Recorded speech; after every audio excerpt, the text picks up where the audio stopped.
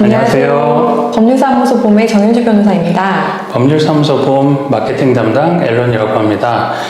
이번 주제는 부동산 중개인 실수로 집 구매를 포기하다니 라는 주제인데요. 집 구매 자체도 굉장히 어려운데 부동산 중개인 실수로 집을 포기하게 될 수도 있는 건가요? 네, 일방적으로 해제될 수도 있죠. 네. 너무 황당한 그런 일이네요. 그럼 오늘 이런 그 주제에 대해서 제가 영상 밖으로 나가서 질문을 또 드리도록 하겠습니다. 일반적으로 부동산 관련 분쟁이 많은 편인가요? 요즘에 특히 많은 것 같아요. 네. 예를 들어서 어떤 분쟁들이 있는지 짧게 한번. 요즘에 가장 많이 연락 주시는 것들 중에서는 이제 가계약금 문제가 굉장히 많아요. 그러니까 계약금 10%를 다 넣지 않고 계약금이 만약에 1억이라고 하면 한 500만 원만 넣은 거예요. 그리고 이틀 뒤에 계약서 쓰면서 계약금을 다 넣기로 했는데 갑자기 매도인이 계약을 일방적으로 파기를 한 거죠. 그랬을 때 일방적으로 그 500만 원을 돌려준 건 당연한데 이제 두 배에 대해서 배상해야 되는 거 아니냐 뭐 이런 문제로 굉장히 많이 문의를 주시고 계시고요.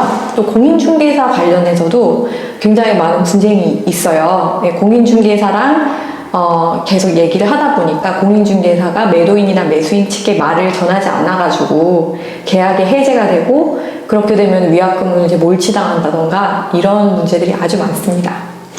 얼마 전에 저희 블로그에 소개한 글인데 부동산 중개인 실수로 집 구매를 포기하다라는 사건에 대해서 좀 짧게 한번 소개를 부탁드립니다.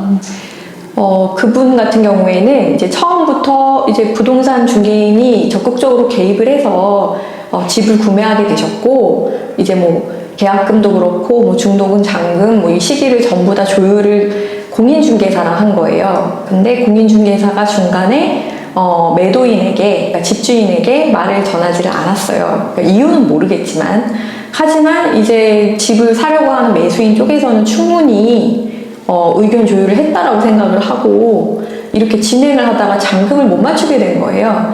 근데 잔금을 분명히 그 전에 연기를 해주신다고 얘기를 하셨거든요. 물론 이제 공인중개사랑만 대화가 된 거죠.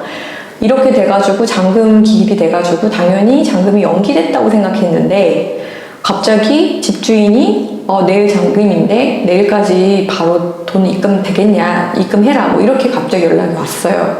그래서 이게 무슨 말이냐, 난 그 전에 공인중개사한테 계속해서 잔금 연기에 대해서 얘기를 했고 그게 어느 정도 대화가 오고 갔다고 전에 들었는데 갑자기 잔금 기일을 그대로 한다고 하시니 너무 당황스럽다 이렇게 얘기를 했는데 마치 기다렸다는 듯이 집주인이 나는 그런 얘기 들은 적이 없고 내일 당장 잔금 기일인데 내일까지 뭐 예를 들면 뭐 몇 억을 넣지 않으면 당신 채무불이행 한 거니까 계약 해지하겠다 이렇게 말씀을 하시고 실제로 계약을 해제해버렸어요. 근데 그 전까지 넣었던 계약금은 당연히 몰치가 된 거죠. 네, 이런 사례가 있었어요. 굉장히 황당한 사건이네요. 네네. 그럼 만약에 이런 사건이 생겼을 때 피해자 입장에서는 어떤 법적 대응을 할 수 있는 건가요? 이제 이분 같은 경우에는 공인중개사의 과실이 상당히 있었기 때문에 다행히 중간에 공인중개사랑 서로 대화가 오고 가고 한 거에 대해서 어느 정도 문자든 뭔가 이렇게 증거가 있었어요. 그래서 저희가 생각을 했을 때는 이제 공인중개사를 상대로 손해배상 청구를 하고 동시에 과연 이 집주인이 계약 해제를 한 게 정말 정당한가 계약을 해제하려면은 어떤 요건이 필요하거든요. 근데 그 요건에 맞추지 못한 게 아닌가 그 부분으로 해서 집주인과 공인중개사를 동시에 이제 소송을 하게 된 거죠. 그러면 이분 입장 말고 또 집을 내놓으신 분 입장에서 혹시 피해 사례가 있다면 비슷하게 공인중개사로 인해서 그런 사례가 또 있을까요? 집을 파시려고 하시는 분이셨는데 이제 이분 같은 경우에는 계약금 10%도 다 받으셨어요. 받았는데 공인중개사가 집을 전세로 내놓으신 분이셨는데 이제 적정한 전세 가격이 얼마인지 잘 모르겠어서 이제 공인중개사에게 좀 물어본 거예요. 요즘 시세가 어느 정도냐. 그리고 지금 현재 전세 세입자가 나가고 또 새로운 세입자가 들어오는데 최근에 집값이 엄청 뛰었잖아요. 전세값도 엄청 올라갔고. 근데 정확한 시세는 모르실 수밖에 없잖아요. 그래서 공인중개사한테 물어봐서 공인중개사가 이 정도면 적정한 가액입니다 라고 얘기를 해서 그거를 믿고 그 가액으로 전세를 내놓으셨어요. 그래서 계약금 10%까지 받았는데 나중에 알고 보니까 그 가격이 그 시세 가격보다 훨씬 낮은 금액이었던 거예요. 그래서 그거를 알게 돼가지고 이제 계약을 해제하기 전에 이거는 너무 말도 안 되는 금액으로 전세 계약이 체결된 거니까 보증금을 좀 올리도록 하자 이렇게 여러 번 얘기를 하셨는데 당연히 이건 받아들여지지 않았죠.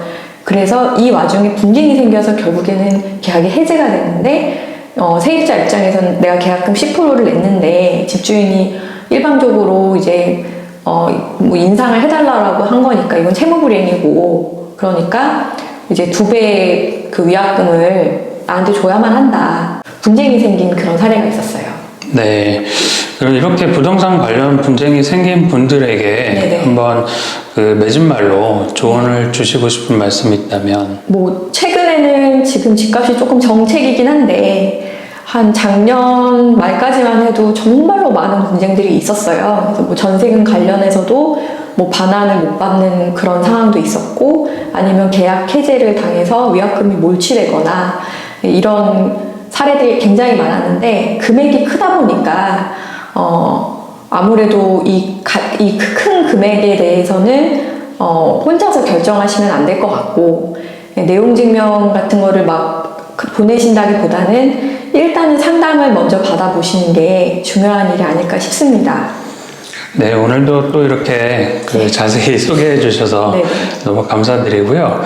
저희가 영상을 몇 회 이상 지금 이제 찍어봤는데 혹시 변호사님 영상 찍으면서 어떤 마음이 드셨는지 한번 여쭤봐도 될까요?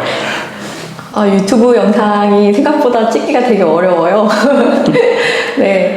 근데 이제 좀 몇 회 찍다 보니까 말도 조금 더 예전보다 자연스럽게 나오는 것 같고, 제가 진행하고 있거나 진행했었던 사건들에 대해서, 그리고 많은 분들이 궁금해 하시는 그런 사례들을 좀 설명할 수 있는 그런 기회가 된 것 같고요.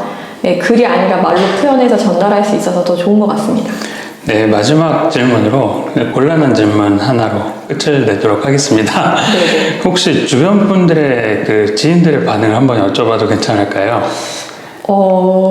잠시만요. 네. 지인들이. 뭐, 친한 친구들 같은 경우에는 열심히 구독을 눌러주고 있고요. 그래서 처음에는 구독자 수가 확 올라가다 어느 순간 침체가 되고 있더라고요. 정체가 되고 있고. 그게 비밀이었네요. 네. 친구분들이 열일을 해주셨네요. 네. 그리고 저희 네이버 인물 정보를 보면은 정현주 변호사라고 치면은 거기 연계되어 있는 블로그 뭐 브런치가 있는데 최근에는 유튜브도 추가하고 그랬습니다. 네, 앞으로 또 채널 성장하도록 다양한 좋은 콘텐츠 부탁드리도록 하겠습니다. 감사합니다. 네, 감사합니다.